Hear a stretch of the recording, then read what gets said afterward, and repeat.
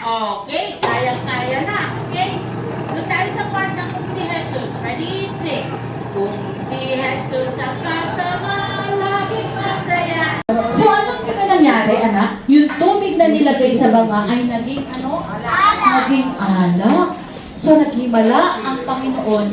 Yung tubig ay naging alak. Bakit niya ginawa yung tinulungan niya yung? Yes, para hindi makain ng maraming isda. Okay? So, yun natin.